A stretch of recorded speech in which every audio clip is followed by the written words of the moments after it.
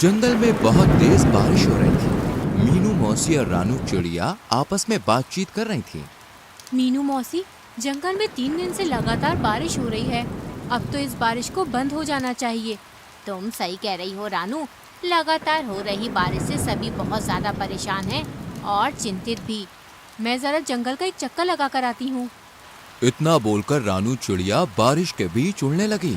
रानू चिड़िया उड़ते हुए कुछ ही दूर गई थी कि तभी उसकी नजर एक बकरी के बच्चे पर पड़ी, जो कि बारिश में भीगता हुआ कांप रहा था। अरे ये बकरी का बच्चा तो ठंड में कांप रहा है।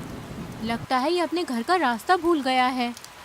रानू चिड़िया ने इतना कहा ही था कि तभी रानू चिड़िया की नजर उस बकरी के बच्चे से थोड़ी दूर खड़े हुए एक पेड़ के पास एक भेड़िए पर पड़ी। ये भेड़िया तो हमारे जंगल का मालूम नहीं होता, ये तो किसी दूसरे जंगल का लगता है। रानू चिड़िया उड़ते हुए भेड़िए के पास पहुंच गए। कौन हो तुम? मैं अपने जंगल के सभी प्राणियों को जानती हूँ। तुम तो इस जंगल के नहीं लगते। तुम सही कह रही हो, मैं इस जंगल का नहीं हूँ। मैं इस जंगल से गुजर रहा था कि तभी बारिश शुरू हो गई। बारिश से बचने के लिए मैं इस जंगल में रुक गया। जब बारिश बंद हो जाएगी तो मैं चला जाऊंगा। ठीक है। इतना बोलकर रानू चिड़िया उस बकरी के बच्चे के पास जाकर बोली, तुम यहाँ पर क्या कर रहे हो? तुम्हारी माँ कहाँ है और तुम्हारा नाम क्या है? मेरा नाम गोलू है। मैं बारिश में खेल रहा था, मगर खेलते खेलते बहुत दूर निकल आया और घर का रास्ता भूल गया। इतना बोलकर गोलू रोने लगा। तुम चिंता मत करो, मैं तुम्हें तुम्हारे घर ले जाऊंगी। मेरी माँ मना कर रही थी, लेकिन मैंने उनकी बात नहीं मानी। तुम्हें अपनी माँ की बात माननी चाहिए थी। चलो मेरे साथ। रानू चिड़िया गोलू को लेकर कुछ ही दूर चली थी कि तभी गोलू की माँ गोलू को ढूंढते हुए वहाँ पर आ गई। तुम कहाँ चले गए थे गोलू? तुम्हें पता है मैं कितनी परेशान हो गई थी। अपनी माँ को देखकर गोलू खुश होते हुए बोला, मैं आपकी अब हमेशा बात मानूंगा माँ। रानू चिड़िया गोलू की ओर देखकर बोली, अब तुम अपनी माँ के साथ घर चले जाओ और जब तक बारिश बंद नहीं हो जाती तब तक बाहर खेलने मत आना। गोलू अपनी माँ के साथ चला गया और रानू चिड़िया उड़ते हुए मीनू मौसी के पास जाकर सारी घटना बताने लगी। रानू चिड़िया की बात सुनकर मीनू मौसी बहुत गहरी सोच में डूब गई। मीनू मौसी, आप इतनी गहरी सोच में क्यों डूब गईं? कहीं वो भेड़िया उस मासूम बकरी के बच्चे को नुकसान पहुंचाने की तो नहीं सोच रहा था ना? अरे नहीं मीनू मौसी, वो भेड़िया तो खुद डरा सहमा पेड़ के नीचे खड़ा हुआ था। बारिश बंद होने के बाद वो चला जाएगा। अगले दिन बारिश थम गई। रानू चिड़िया धूप का आनंद ले रही थी कि तभी मोनू चिड़िया वहाँ पर आकर रानू चिड़िया से बोली, अरे रानू, तुम यहाँ आकर बैठ गई हो और वहाँ पर बेचारी एक बकरी फूट फूट कर रो रही है। कौन सी बकरी फूट फूट कर रो रही है? मुझे नहीं पता। वह बेचारी अपने बच्चे को ढूंढती फिर रही है। उसका कहना है कि उसका बच्चा कल रात से घर से लापता है। चलो मेरे साथ। रानू चिड़िया मोनू चिड़िया के साथ तुरंत वहाँ पर चली गई। उसने देखा वह बकरी गोलू की माँ थी। रानू चिड़िया उसके पास जाकर बोली, क्या हुआ? तुम रो क्यों रही हो? कल मैं अपने गोलू को घर पर ले गई थी। सुबह जब मेरी आँख खुली तो वो घर से गायब था। मैंने पूरा जंगल छान मारा मगर वो कहीं नहीं मिला। तुम घबराओ मत, मैं अभी उसे तलाश करती हूँ। रानू चिड़िया गोलू को ढूंढने लगी। तभी उसकी नजर एक पेड़ के नीचे उसी भेड़िए पर जा पड़ी, जो कि आराम से लेटा हुआ था। रानू चिड़िया उस भेड़िए के पास जाकर बोली, क्या तुमने एक बकरी के बच्चे को कहीं देखा है? वही बकरी का बच्चा जो कल बारिश में भीग रहा था। मैंने किसी बकरी के बच्चे को नहीं देखा। वैसे तो तुम कह रहे थे कि बारिश होने के बाद तुम यहाँ से चले जाओगे। हाँ हाँ, चला जाऊंगा। तुम तो ऐसे बोल रही हो जैसे कि इस जंगल की राजा हो और यहाँ पर तुम्हारा ही अधिकार चलता है। अरे मेरी जब मर्जी होगी मैं यहाँ से चला जाऊंगा। रानू चिड़िया अपने मन ही मन में बोली, मुझे तो इस भेड़िए पर शक हो रहा है। मुझे जंगल के राजा शेर से इसकी शिकायत करनी होगी। रानू चिड़िया जंगल के राजा शेर के पास चली गई और सारी घटना बताती हुई बोली, मुझे उस भेड़िए पर शक हो रहा है। तभी शेर क्रोधित होकर रानू चिड़िया से बोला, इसका मतलब वो भेड़िया सही बोल रहा था। तुम हमेशा जंगल के प्राणियों के खिलाफ मेरे कान भरती रहती हो। ये आपको क्या हो गया महाराज? तभी रानू चिड़िया ने देखा वो भेड़िया गुफा के दूसरे हिस्से से निकलकर गोलू के साथ वहां पर आकर शेर के सामने खड़ा हो गया है। रानू चिड़िया हैरत से इस दृश्य को देखने लगी। महाराज, जब मुझे पता चला कि ये बकरी का बच्चा कल से गायब है तो मैं जंगल में उसकी तलाश के लिए निकल गया, मगर मैं जानता था कि ये रानू चिड़िया मेरे खिलाफ आपके कान जरूर भरने आएगी, इसलिए मैंने आपको पहले ही सब कुछ बता दिया था। महाराज, इस रानू चिड़िया के कारण ही दूसरे जंगल का कोई भी प्राणी आपके जंगल में नहीं आता। शेर रानू चिड़िया की ओर देखकर बोला, और तुम कह रही थी कि इस भेड़िए ने बेचारी बकरी के बच्चे को मार डाला, मगर ये तुम्हारे आने से पहले ही इसे यहाँ सही सलामत ले आया। तुम्हें अब सजा मिलेगी, तुम्हें जेल में डाल दिया जाएगा।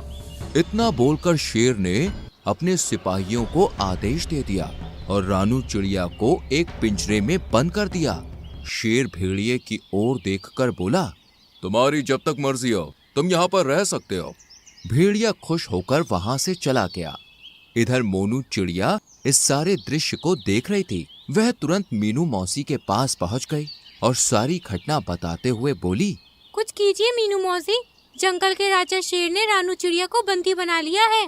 मीनू मौसी गहरी सोच में डूबते हुए बोली, जब रानू चिड़िया ने मुझे बताया था कि वो भेड़िया एक पेड़ के नीचे खड़ा हुआ उस बकरी के बच्चे को देख रहा था, मुझे तभी कुछ न कुछ गड़बड़ लग रही थी। जो भी हो, लेकिन आप कुछ भी करके रानू चिड़िया को उस पिंजरे से बाहर निकालिए। चिंता मत करो मोनू, हम दोनों को अभी फिलहाल कुछ नहीं करना, हमें सिर्फ उस भेड़िए पर गहरी नजर रखनी होगी। पहले हमें पता चलना चाहिए कि उस भेड़िए के दिमाग में आखिर चल क्या रहा है, आखिर ये कौन सा मकसद लेकर इस जंगल में आया है। मीनू मौसी और मोनू चिड़िया उस दिन से उस भेड़िए पर नजर रखने लगी। वह भेड़िया दिन भर जंगल में घूमता और दूसरे जानवरों का मांस छीनकर खा लेता। जब भी कोई जानवर अपना मांस देने में आनाकानी करता तो वो धौंस दिखाते हुए खुद को जंगल के राजा शेर का दोस्त बताकर डरा देता उन्हें। एक दिन भेड़िया टहलते टहलते गोलू बकरी के घर के नजदीक चला गया। गोलू अपने घर के बाहर खेल रहा था। भेड़िया उसे अजीब सी नजरों से देखने लगा, मगर उसे नहीं पता था कि मीनू मौसी उस पर नजर रख रही है। मीनू मौसी तुरंत ही मोनू चिड़िया की ओर देखकर बोली, जाओ जल्दी से महाराज को बुला लाओ। लेकिन महाराज क्या मेरी बात सुनेंगे? तुम्हें कैसे भी करके महाराज को यहाँ पर लाना है। मुझे इस भेड़िए के इरादे सही नहीं लग रहे और महाराज का यहाँ आना बहुत जरूरी है। मीनू मौसी की बात सुनकर मोनू चिड़िया सीधे उड़ती हुई जंगल के राजा शेर के पास पहुँच गई। यहाँ पर क्यों आई हो मोनू? महाराज, आपको अभी और इसी वक्त मेरे साथ चलना होगा। मुझे अब चिड़ियों पर भरोसा नहीं रहा। सोच लीजिए महाराज, कहीं ऐसा ना हो कि आगे जाकर आपको अपने फैसले पर पछताना पड़े। लेकिन तुम मुझे कहाँ ले जाना चाहती हो? आप मेरे साथ चलिए और आप अपनी आंखों से देख लीजिए कि मैं आपको क्या दिखाना चाहती हूँ। शेर राजा मोनू चिड़िया के साथ सीधा उस जगह पर चला गया। तभी मीनू मौसी शेर राजा के पास आकर बोली, महाराज, उस पेड़ के पीछे छुप जाइए और स्वयं अपनी आंखों से देख लीजिए। मीनू मौसी के कहने पर शेर राजा पेड़ के पीछे छुप गया। भेड़िया गोलू के करीब आकर उसे देखते हुए बोला, आज तुम्हारा मांस खाने का मन कर रहा है मुझे। ये क्या कह रहे हैं आप? पिछली बार जब मैं खो गया था तब आप ही मुझे महाराज के पास ले गए थे और मेरी माँ के पास छोड़कर आए थे। मूर्ख बकरी के बच्चे, वो तो मेरी सिर्फ एक चाल थी। मैं जानता था कि इस जंगल में रानू चिड़िया सबसे ज्यादा तेज दिमाग की है। मैंने उसे फंसाने की योजना बनाई थी। मैं कुछ समझा नहीं। जब तू सो रहा था ना, तब मैं चुपके से तुझे अपने मुंह में दबाकर जंगल के दूसरे हिस्से में छोड़ आया था और फिर खुद ही तुझे जगाकर महाराज के पास छोड़ आया। और जंगल के इस मूर्ख शेर ने रानू चिड़िया को ही दोषी मान लिया। लेकिन अब मुझे कोई खतरा नहीं। अब अगर मैं तुझे खा भी जाऊंगा तो जंगल का राजा शेर कभी विश्वास नहीं करेगा। तुझे खाने के बाद मैं जंगल में अपनी मनमानी शुरू कर दूंगा।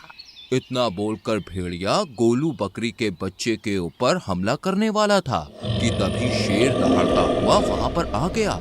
शेर को दहाड़ता हुआ देखकर भेड़िया पूरी तरह से घबरा गया। अच्छा, तो ये थी तुम्हारी चाल? तुमने जंगल की सबसे ज्यादा समझदार और मेरी विश्वसनीय पक्षी को मेरे ही हाथों बंदी बनवा दिया। मैं तुम्हें जीवित नहीं छोड़ूंगा। इतना बोलकर शेर ने भेड़िए को उसी समय मार दिया और मीनू मौसी की ओर देखकर बोला, मुझे क्षमा कर दो मीनू मौसी, मुझसे गलती हो गई। कोई बात नहीं महाराज, वो भेड़िया बहुत ही ज्यादा चतुर था और उसने अपनी चतुराई का फायदा उठाकर आपकी आंखों में विश्वास की पट्टी बांध दी थी। शेर राजा ने रानू चिड़िया को आजाद कर दिया, लेकिन इस बार सबकी हीरो मीनू मौसी बन गई।